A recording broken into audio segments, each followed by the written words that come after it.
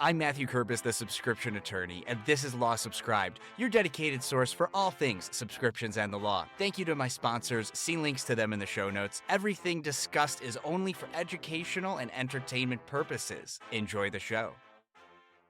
For the 100th episode, we have the perfect guest, since he helped coin the term the subscription economy, author of the book Subscribed, CEO of Zuora, with a new concept called total monetization.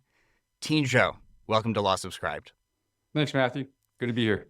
Well, just in case my listeners haven't read or listened to Subscribed yet, you give a good description of your background there. But if you just want to go ahead and give us an overview of where you came from, why you started Zuora.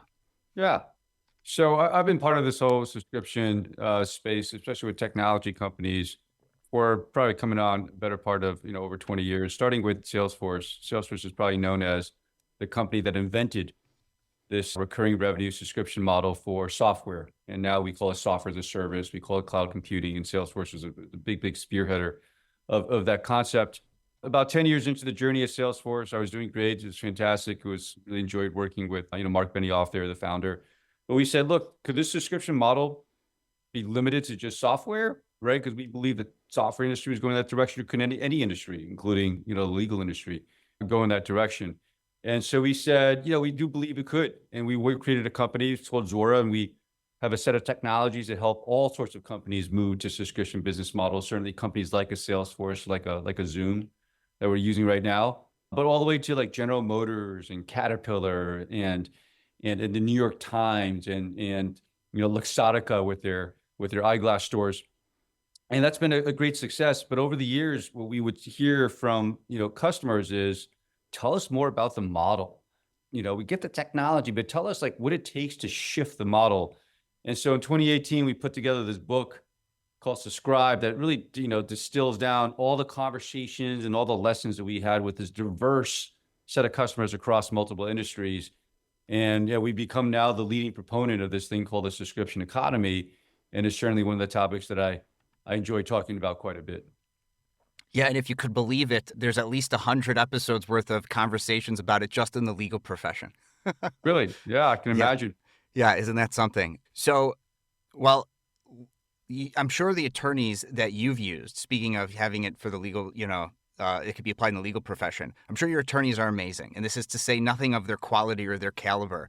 But I'm sure you've got experience dealing with billable hours from outside counsel and other law firms. So in light of you being this thought leader in the subscription economy and the subscription space, what has it been like for you as the CEO of a company having to deal with service providers that are not leveraging the incredible model? Well, look, I mean, it's, this dynamic with the billable hours, right? Certainly, this, it sets up a weird tension sometimes between the customer and the service provider, right? And so you're basically asking the customer to say, hey, let me track how much of the services I'm using. And it creates this desire not to use the service, right? Every time, I call my accountant, my lawyer up, right? It's like, oh gosh, you're like I could just feel the clock ticking and the money just flowing out of my ATM machine.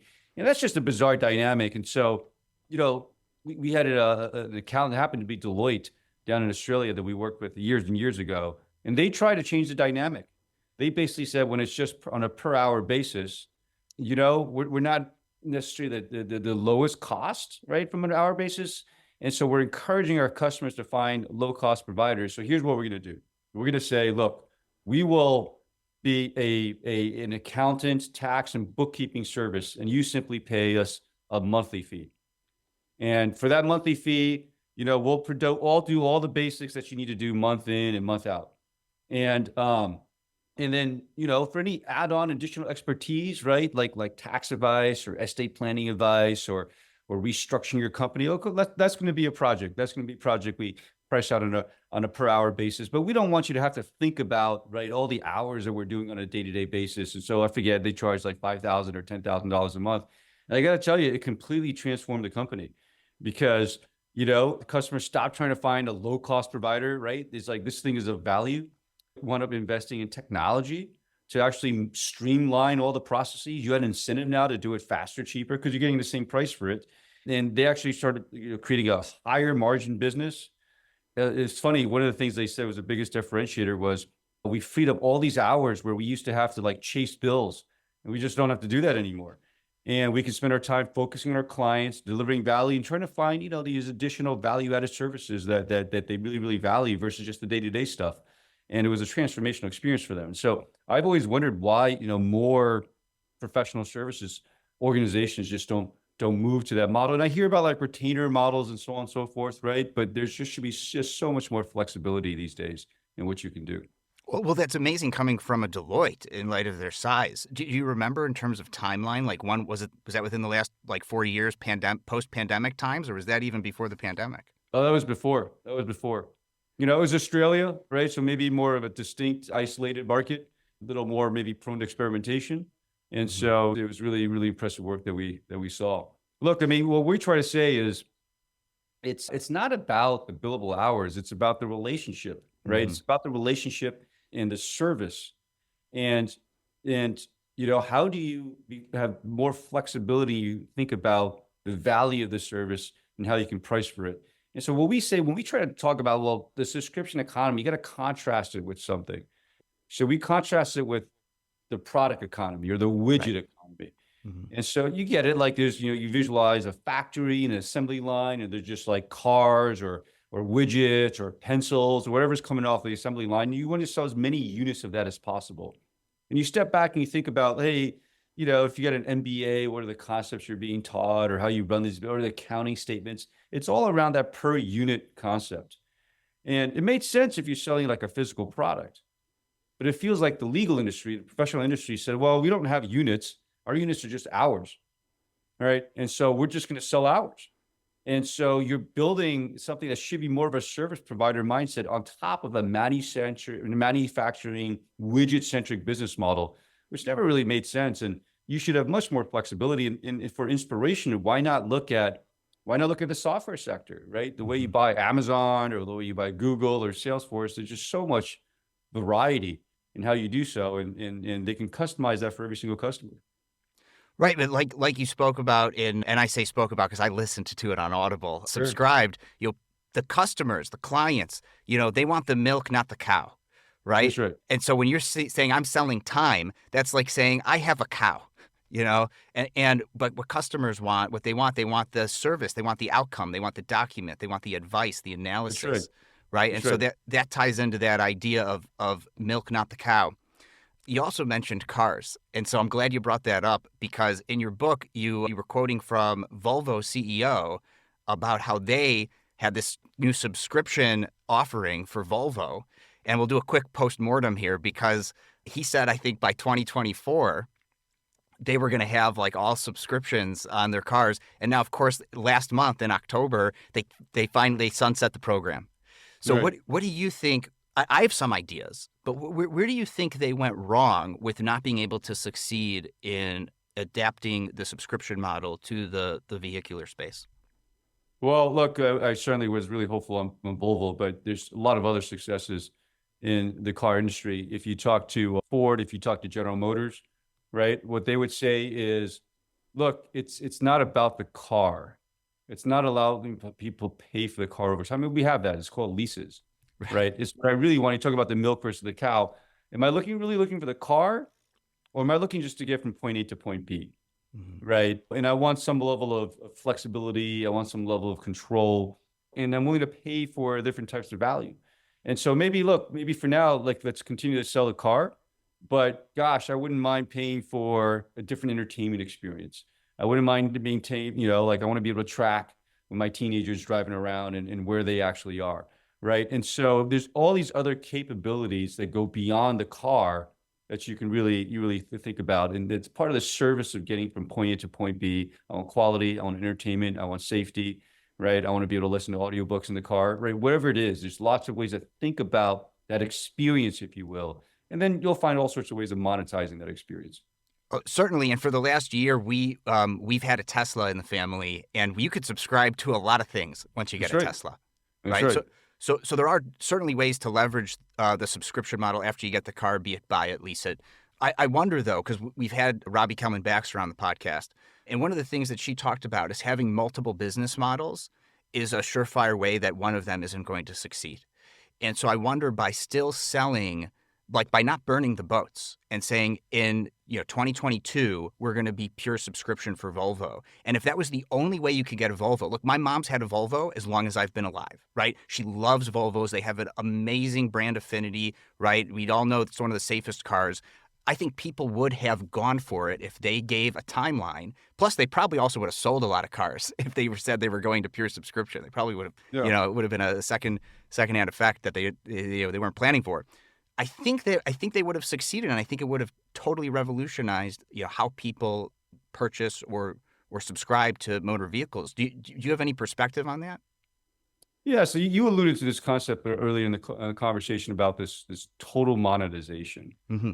And so now that we're getting more sophisticated in subscriptions, and you pick Volvo as an example, probably on the other end of the spectrum, certainly the streaming services, right? We all know everything's going streaming. More and more people are cutting their cable, and they've got all these services out there. And what do we do, right? And this competition is intense right now. Like, do I go with Disney? Do I go with Netflix? Do I really need both? Maybe I'll sign up for Hulu for 60 days, right? Watch a couple shows and just kind of cancel it and switch around. And so it's a complex environment right now. And so what smart companies are realizing is, look, there's not a one size fits all strategy, that everybody wants something a little bit different, and everybody values it differently, and everybody wants to pay a little bit differently. And so why not, for the person that wants to buy the Volvo, let them buy the Volvo, right? Your mom probably wants to buy it, and that's okay, right? And other customers are saying, look, I'm getting introduced to the Volvo brand. I could be really loyal. I could become, right, the next customer, just like your mom. But right now, I'm still like, I want to try experiment different things. And why not let them grab a Volvo for 2 months or 3 months or even a week, right? Why not let them purchase it on a pay-as-you-go basis? Or the leases, right? The leases are great, but why can't I dial up the lease payments or dial down the lease payments depending on what's going on, right? Like, you have this feeling, again, it's the same thing where they assume a certain number of miles, right? But what if I don't use that many miles, right? Why do I need to get penalized for that? Nobody wants to get penalized for unused, right, the things that they purchase. And so what you find is giving customers choice, giving customers flexibility is really the way to maximize your entire potential marketplace. Otherwise, what you're going to do is you're going to exclude big parts of the marketplace, right? Like, that's not really for me. And so total monetization is an idea, is a concept that says, look, don't focus on selling a product with a unit price. Focus on monetizing this great innovation that you have, right? Monetizing the demand that you see for the innovation that you have, and be flexible. If you want to monetize the entire demand curve that you see, then you might need lots of flexibility in offering different types of ideas and different types of value propositions for your customers. And so, look, bringing it back to the legal industry, there might be somebody that's just like, look, it's a new customer, and we haven't built a relationship yet. So look, let's just go on an hourly basis, or I tell you what, let's just do a fixed price. So, like, let's take the risk away. But as you get to know me, like, why don't we just go on something that's more predictable, so that, look, you don't want to count hours. I don't want to count hours, right? So let me just, you can call me at any time, and then I'll work out the mechanics of the dollars and the hours to make sure that I'm running a successful business. Yeah, I'm really glad you brought it back to that, because we've had this concept for a little over a decade, and it's been growing in the legal industry, called unbundling legal services. It used to be when you hired a lawyer, it was all in, and you pay that billable rate, and now they're your lawyer. They do everything for you, and that's all you get. But in order to address this access to justice gap, which I look at more of like a latent legal market, like how Uber tapped into this latent market of folks who wanted to get from point A to point B, Sure. but there were no cabs, right? I think the same thing is true in legal, where people would pay for legal services, right? 99% of transactions happen without a lawyer in the loop. You go to some place, they make you sign the contract before you can even walk in the door, right? That's a transaction, right? So I think there's this massive latent market opportunity, but because the billable hour is the main way private practice attorneys provide services, they don't have the ability to tap in. So unbundling became an opportunity for the licensing bodies and the professional responsibility groups for lawyers to say, hey, it's okay for you to unbundle your legal services. So there have been some lawyers like myself who have gone for this unbundling concept. But you mentioned unbundling. So that now there is, folks could go to, it's Zuora.com/subscribed, and they could read all about total monetization. But one of those articles, you talk about unbundling. So you want to talk about that a little bit more as it relates to this concept of total monetization? Well, we're all really proud of the services that we provide, right? The innovations that we provide. So sometimes we just think of it as a big monolith. And so if you look at the newspapers are often a prime example. Mm-hmm. We used to, in the physical world, have to buy, say, the Sunday paper, say the New York Times. You get this big paper, you throw out half the sections and you just read the sports or you just read the arts, right? Whatever you're interested in. And so when they went digital, the New York Times realized, look, we have an opportunity to do something very, very different. And there's a connectedness to what we do, certainly, that they like to talk about sometimes in their videos, but start with whatever you like. And it turns out a lot of people like to start with puzzles. And once they realize that, they're like, well, why not this Wordle thing? It's kind of like the gateway drug, right? Let's just give them Wordle for free. But next thing you know, you're playing the spelling bee. Next thing you know, like, oh, I like basketball. I like baseball. These articles are pretty good. Okay, let's get you into the athletic. I'm trying my hand at cooking. These recipes are okay. Let's get you into a recipe. And of course, there's a digital all access pass. And of course, news, right, is a big, big part of what they do.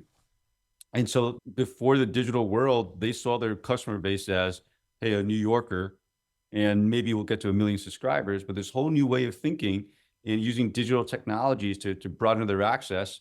They've got 10 million subscribers now, probably going on 15 around the world. And so now they're thinking, hey, our potential market is anybody who speaks English. And then you can see when you play with the app that they're trying to branch out beyond that as well. Right. And so just the whole way of rethinking what you do. So think of it this way. There is a potential market for your expertise. And today, the customer set you have is probably a fraction of that potential market. There's so many other companies out there, other people, other companies that want your expertise. And then you've got your way of addressing that, which is probably limited. And so unbundling and rethinking your services to really have a better match between those two environments is really what we're trying to evangelize now. Then now that we understand everything is subscriptions and certainly certain industries are further ahead than others, how do I maximize that? What does that mean? And one of the big lessons is it's not about taking a thing, an hour, and putting a price tag on it, right? It's about understanding what demand is, understanding your innovations and finding all ways of matching it. And often unbundling your thing allows you to rethink the type of services that you do and better ways of providing it. Right. So I'll give you an example of how I do it, and I do this a little bit. So when I read that first post on total monetization, it was just like, wow, this is almost talking about how I've adapted the subscription model, the legal services, in large part back in 2020 when I first listened to Subscribed. And that is, I still tie it back to the subscription model though. So even though I'm leveraging this idea of unbundling, I kind of take like a Costco approach, right? In order to get access to these unbundled things, these unbundled legal services, you must first subscribe. And I start low. I mean, I start at $20 a month because I'm trying to tap into that latent market, right? Like I'm not an enterprise level provider, right? I'm a true solo practice attorney. So I start at $20 a month. And then at the basic level of, we don't know what this contract is, what this document might be that you need me to draft or review, it's $50 a page.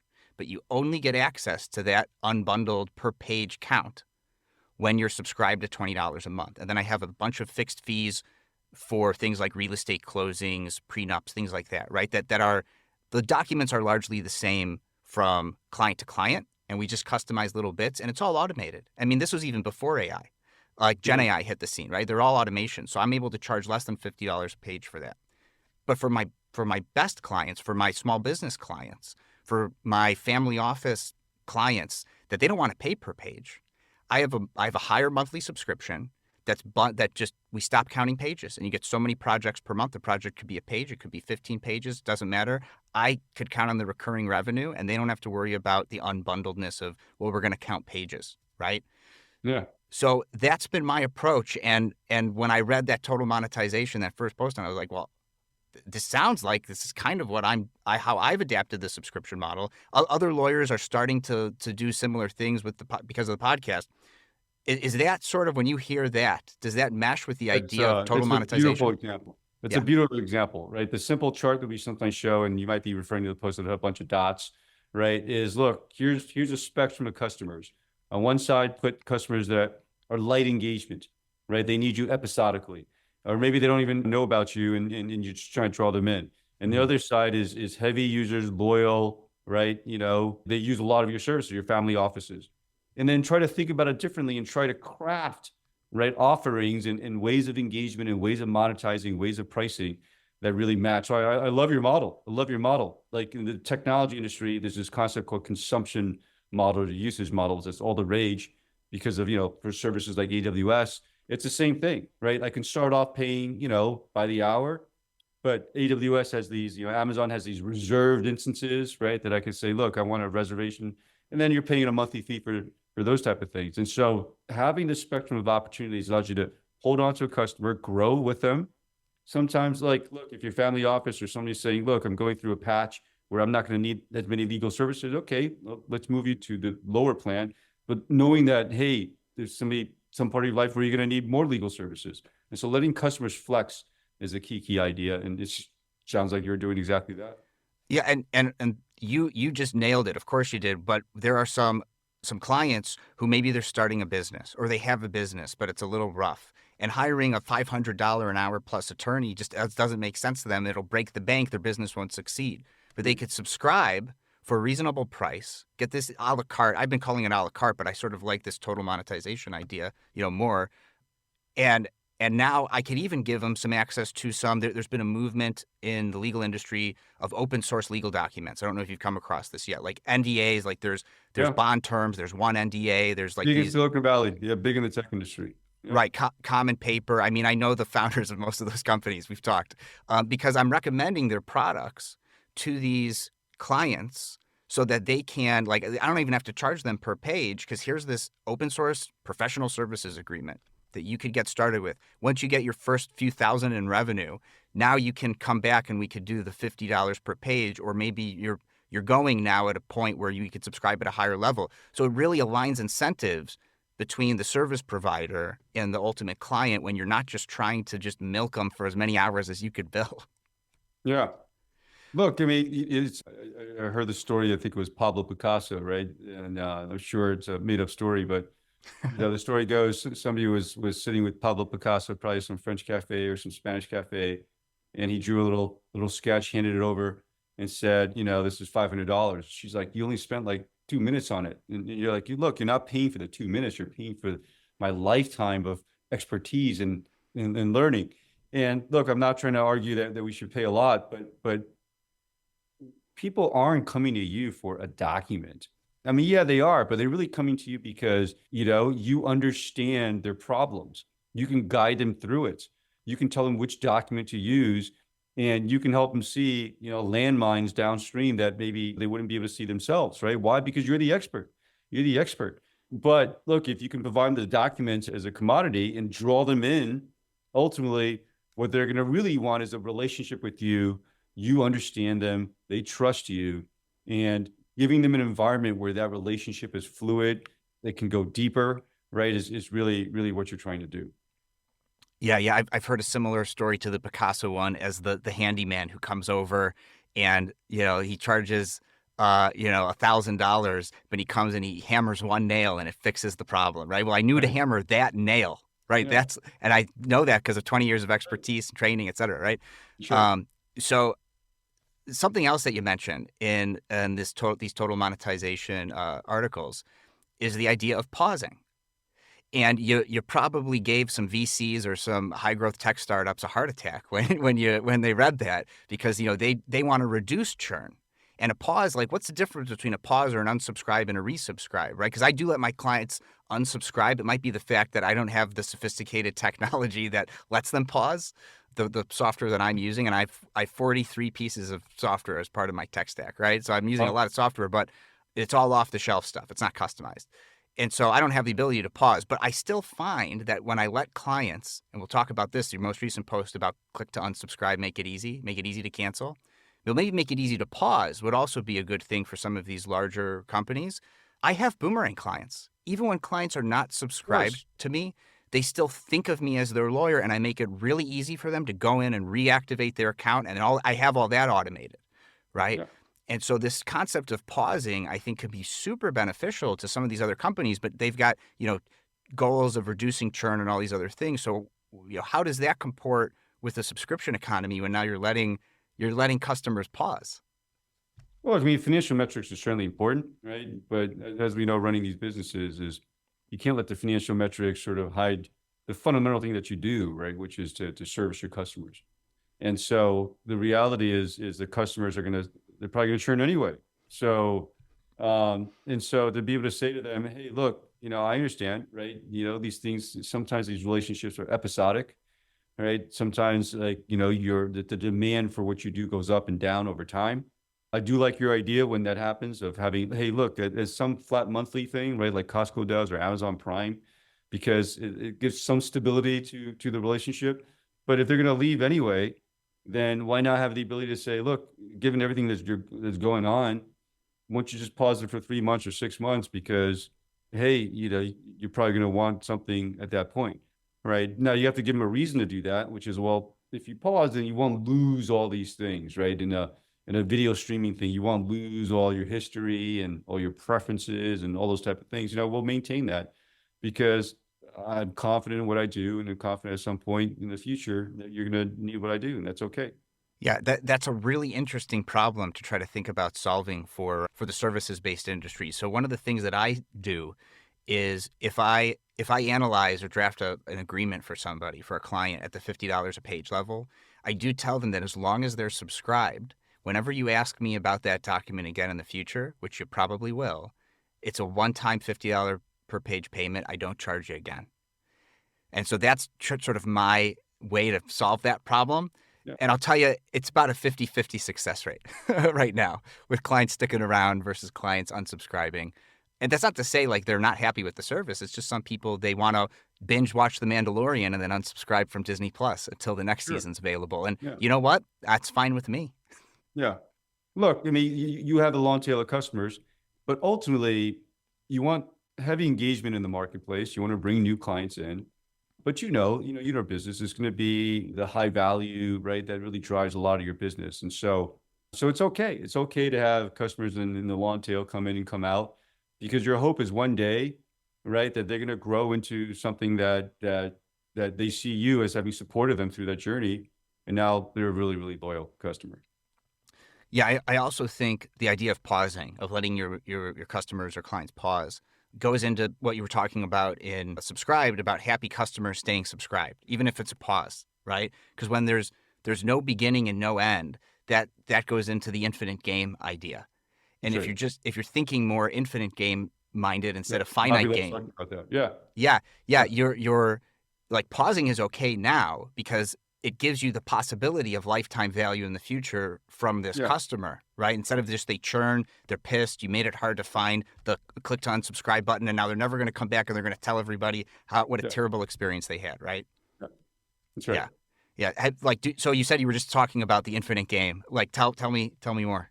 Well, look, I think the interesting thing about like flipping from the product to the customer, and there's one theme in the book, it's all about that, right? And so it's impossible not to talk about products because that's what we offer. And so we talk about the documents, we talk about the service, we talk about the advice. But ultimately, it's a relationship that you can deepen.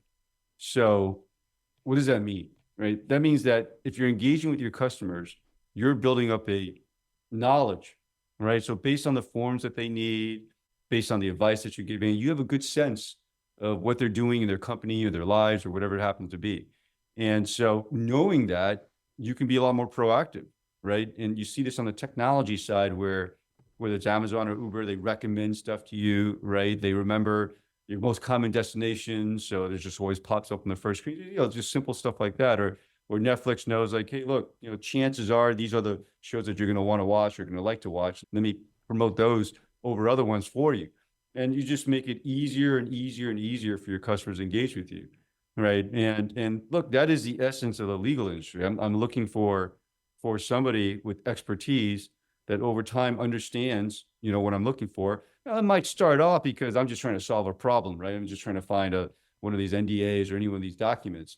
But ultimately, that relationship, that knowledge, and how you deepen that knowledge is what's going to make you different.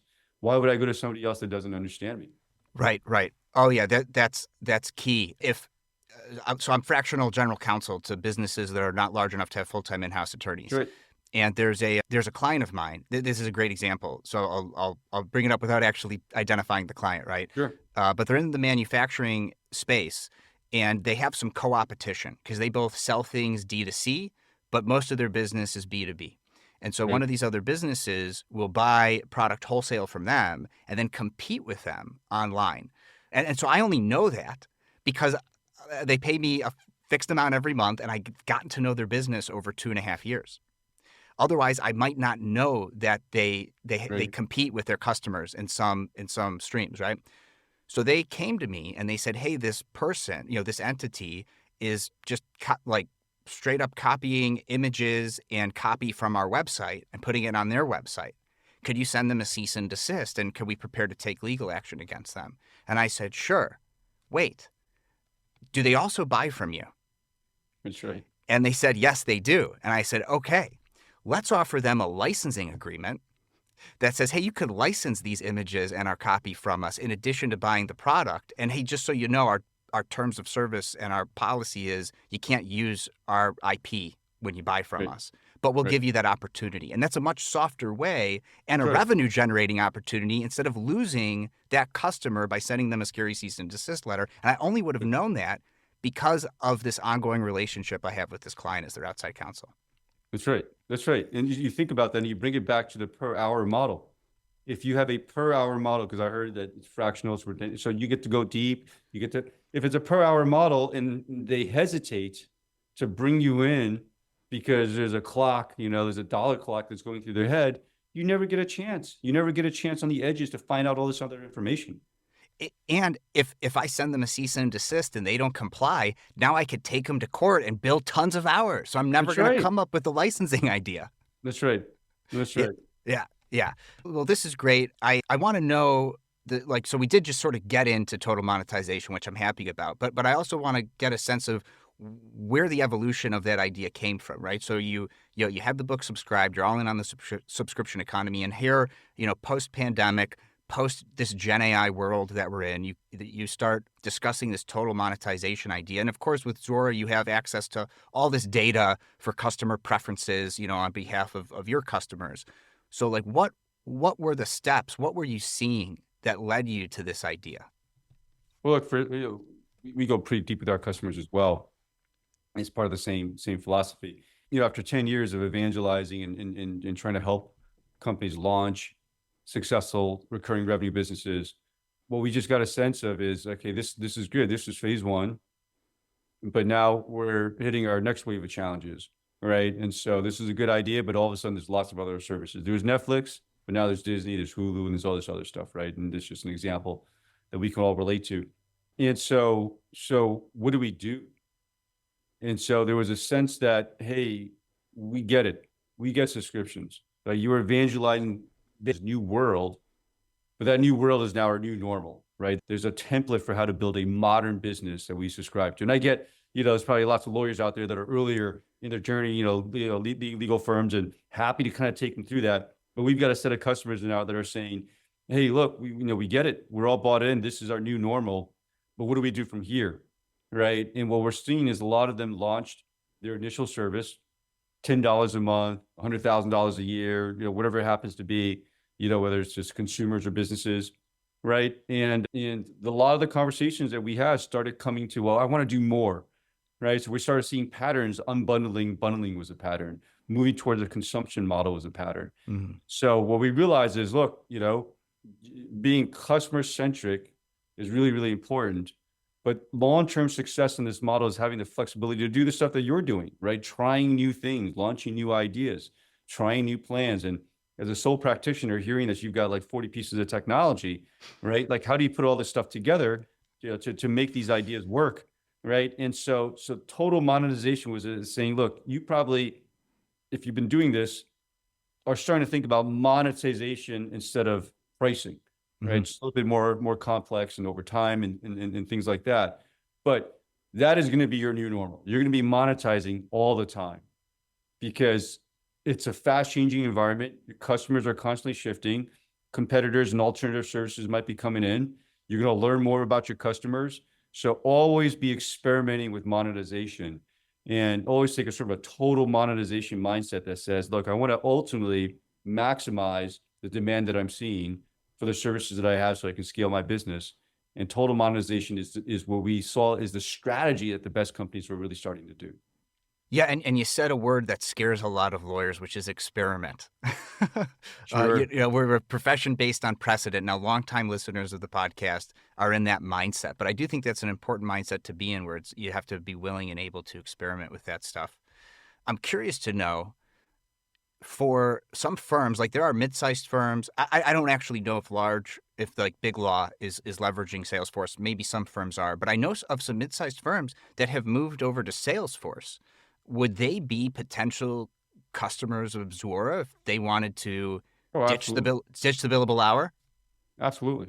Like what would that even look like? Because I do have some Big Law and mid-sized firm listeners. Now they're mostly associates who are sick of billing time and want to start their own practice. Sure. But if they maybe decide they want to stick around and be partner and create change from within, like what would be a way that they could adopt, Zuora into a law firm and use total monetization?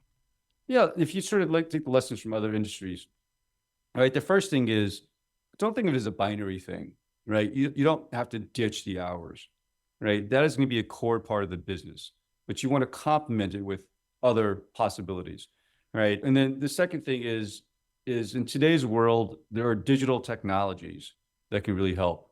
And so I would start with saying, look, we obviously have a website. How can we create a client login? And you might say, well, what's the client going to do when they log in? Well, I'm sure there's all sorts of stuff they would love to be able to do, right? Like you said, they want to look at past documents and they want to look at, there's probably a place to dialogue and, maybe everything's there under attorney-client privilege. Maybe that's a benefit, right, that you can have. But what is a way that you can engage with clients on a digital basis, and simple things like maybe looking at the last few invoices and so on and so forth. But then now you can start adding to it, right? You got the digital login portal, you have all these things. What other things can we offer as a service? And then you can start unbundling and bundling. You can say, well, look, all these things I do for you, let's just put it as part of that service. So we can do it as we do today. But if you would prefer, like $5,000 a month, like you said, like I don't want to count pages, right? Let's just move to that. So, but once you have that login, you can engage with them. You can put like things there. You can offer services. That's a place where you access the documents. But now all of a sudden there's a digital engagement with the customer that you can take into all these different places. And why do I advocate the digital? Because then you've got flexibility. It's not like a partner drawing up a proposal, right? And then getting it signed and then now it's got to go to the invoicing department, right? Just set it up where like, look, it's just a recurring service.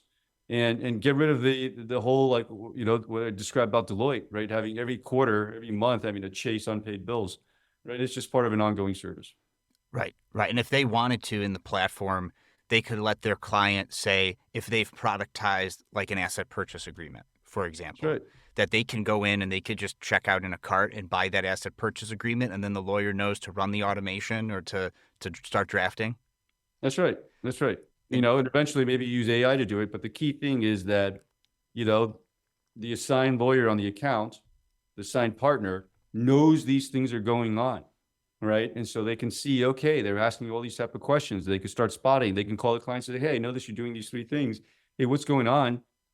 I'm not going to charge you for this call, obviously, right? Because I know what my other clients are doing. I know what the industry trends are. So let's talk about something that, and the customer's like, oh wow, like I wasn't even on my radar. I didn't even think to approach you for that. And now you're being proactive and channeling your expertise into benefits for the customer. well, another thing that I do, and I've seen some other lawyers leveraging the model do, are subscription add-ons, right? So sort of like, okay, I'm an Amazon Prime member, but if I know this was a little controversial, if I don't want ads in Prime Video, like there's an extra subscription, right? If I want, unlimited music to Amazon Music, there's a subscription add-on, right? So like, and I'm a recent subscriber of One Medical, right? So like that's a Right. subscription add-on to my Prime membership. Of course, I think they let you do it outside of Prime, but if I wanted to give my clients, say, maybe they were paying me, $500 a month, but for every transaction, once the letter of intent goes out, it's $1,000 or $2,000 a month during the pendency of that transaction. Like they could they could opt into a subscription add-on through platform as well that could have like a set term or something Yeah. that where it goes off. Look, what happens is once you get the juices flowing, there's all sorts of ideas, right? I mean, look, I call this a good problem to have, right?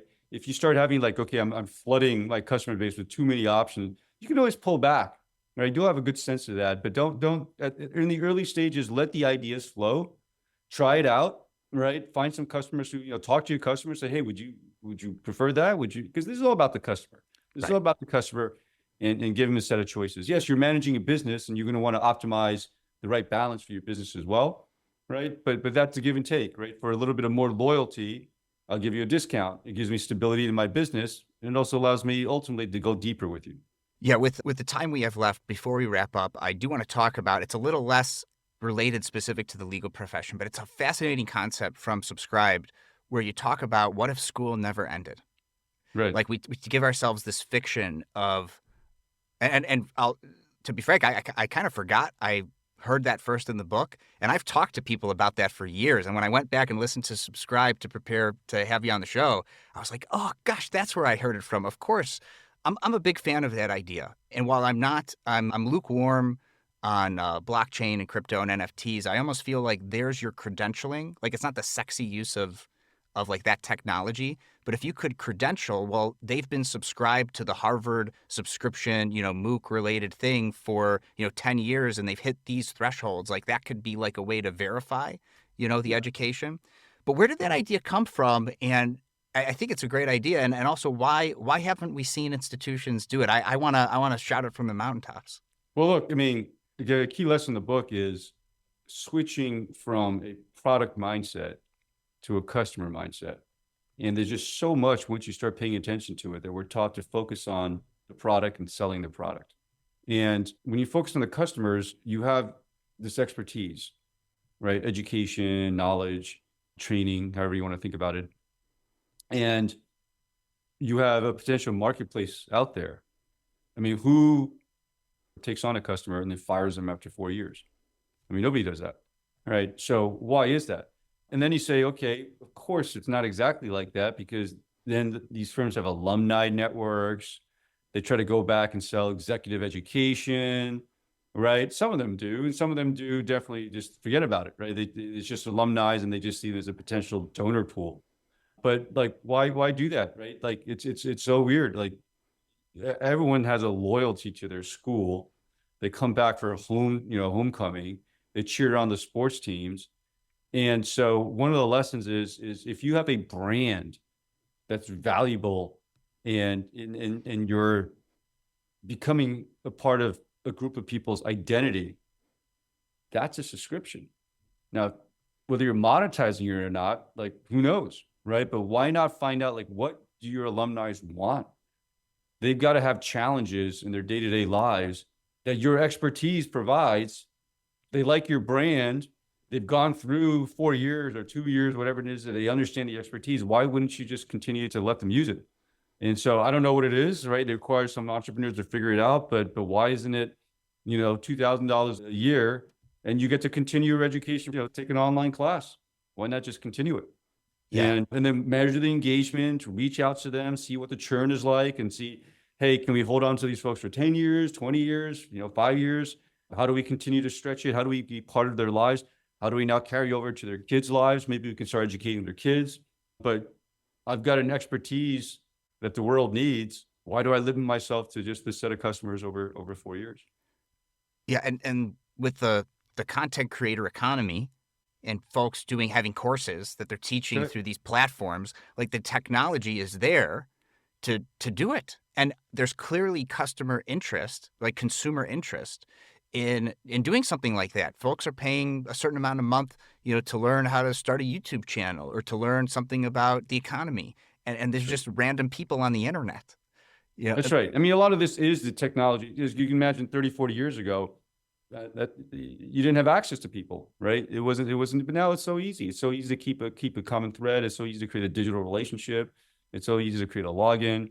And so hold on to your customers, hold on to your relationships and find, they need what you do and get them to continue to use what you do and find all sorts of ways to monetize it. Yeah. So great course creators are the professors of the future, That's right. maybe, or we have to teach professors how to do that kind of a thing. I think I have an almost 4-year-old, so we're thinking about saving for college, but what is that even going to look like? You know, however many 14 years from now. That's right. And I would love to see something like this because there's a bubble. It's about to burst or it's burst with the student loan debt problem that we have in our economy and folks who are. I mean, I can tell you a lot of lawyers like it's a bimodal distribution curve when you graduate from law school, right? You have some lawyers making 180 plus graduating, but that's like fewer than 10% of graduating law students.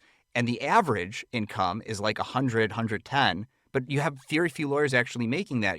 Most attorneys in their first year are making between 40 to 70K coming out of law school in their first year.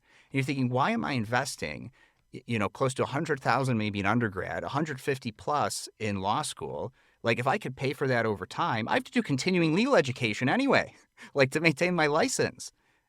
I think you could have more people that don't go into debt. You could certainly have more lawyers, which I think we need more of, right? There's like one to, for private practice attorneys, like there's like 1 to 400 for the US, if it's even that close. So I think it's a fantastic idea. That's why I had to bring So it up. I want to promote it.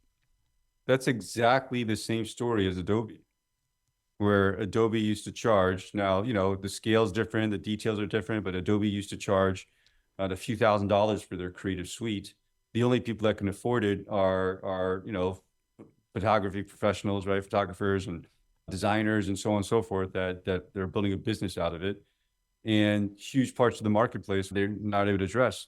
And so, oh, by the way, every year they were selling less and less units. They made it up through price increases, but they're selling less and less units. And they said, look, what we do, our expertise, manipulation of images and videos, that's exploding, right? Just look at the phones. Everybody's manipulating their. So, like, why are we doing that? Why are we like boxing out entire parts of the marketplace? If we move to a subscription model, right? We can always make sure they're on the latest releases, the latest innovations, because we want our innovations out there being used as much as possible. We can lower the cost of entry, and we can rapidly expand the marketplace, and that's exactly what happened. And so, having sort of this fixed business model, we have the capability of transforming our business models to be much more customer centric, much more agile, right? And really think about it as with total monetization, you could probably be generating more revenue, a higher margin, with more customers, having more impact in your marketplace, letting your expertise right out there in a broader part of the marketplace. I'm so glad you brought up Adobe because I did actually have that on my list of things to talk about with you. In particular, because they did burn the boats. Like they did not continue to offer the product when they switched over to subscription. Right? Yeah. That was a decision they made. So I know with physical goods it's different than software. So, but I thought like Volvo had taken a page out of Adobe's book and said no more one-time purchases. We're just doing subscription.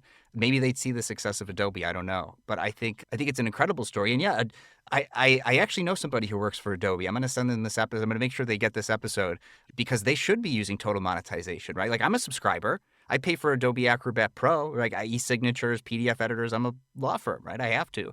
What if I just needed one e-signature? Like, should I be able to pay for that? Right? Or should I, maybe I pay $10 a month instead of 20, but every time I do an e-signature, I have to pay a certain amount or my client Well, I will pay mean, that so the amount? consumption model allows you to break that whole. We have a monthly that says, look, tell you what, prepay for 50 e-signatures. You have 6 months to use it. And so after 6 months, if you don't use it, look, we can talk, right? Maybe we'll let you like roll it over, right? By topping it up so you don't lose it. I mean, there's like you see the airlines doing it. You see so many other industries doing it. There's much more. There's an infinite number of possibilities, and we tend to get stuck in traditional way of thinking about it. Right. The Starbucks model, which I was in another one of your Starbucks model. posts, right? Maybe I just want to give Adobe this pot of money that they could do with whatever they want, but every time I do an e-signature, it comes out of that pot, right? That's right. That's Yeah. right. Yeah. Quite an idea. Well, thanks so much for coming on the show, Tien. And there's one question I like to ask all my guests. And to be fair, I didn't prep your team for it, but it's a fun one. And that is a hot dog a sandwich and why? Is a hot dog a sandwich? A hot dog is definitely not a sandwich. Just because there's bread, I mean, it's not as you don't. A sandwich, you sandwich it. A hot dog, it's a bun. The bun is more of a holder. I mean, look, I'm a New Yorker. I'm here in New York. Hot dog stands everywhere, and there's no one that's going to call a hot dog a sandwich. So Okay, all right. We don't grade the answers. We just like to ask it because it's a fun I question. would claim a burger's not a sandwich. A sandwich is two slices of bread with like sliced meat, peanut butter.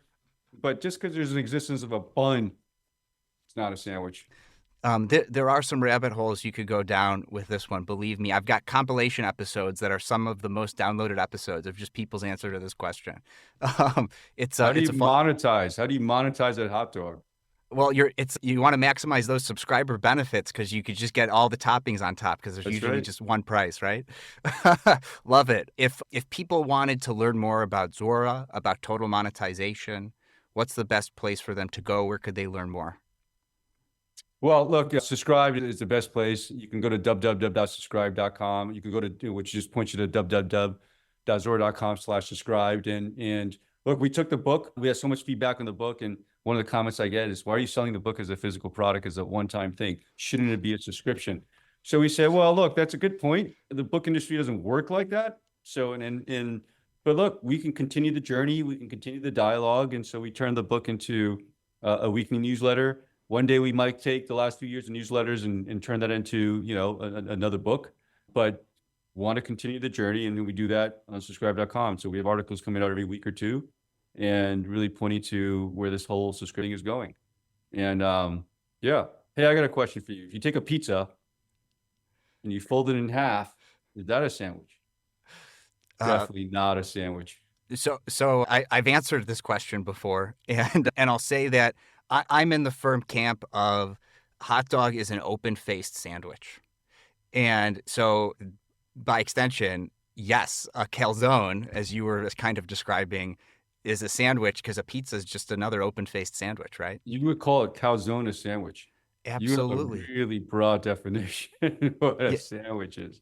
I had a guest on here, Megan Ma, out of Codex from Stanford, and Yeah. she actually like part of her PhD was this idea of language, and I can't remember Yeah. exactly what it was, but it was something like if you look at a thing based on its parts, or if you look at a thing based on how many elements it could be reduced to, and since one is like infinitely like you could just keep reducing it to its atoms and its quarks and Right.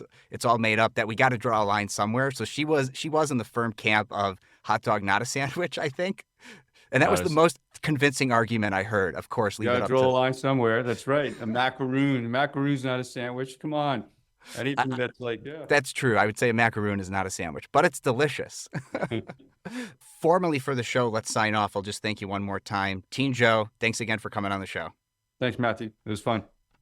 And that's a wrap. Thanks for tuning in. Make someone's day by sharing this episode with them. The best way to get in touch is to follow and message me on LinkedIn. To get extra content, subscribe to the newsletter at www.lawsubscribe.com, where you can also become a paid subscriber to get episodes and content early. Until next time, this is Matthew Kurbis with Law Subscribed.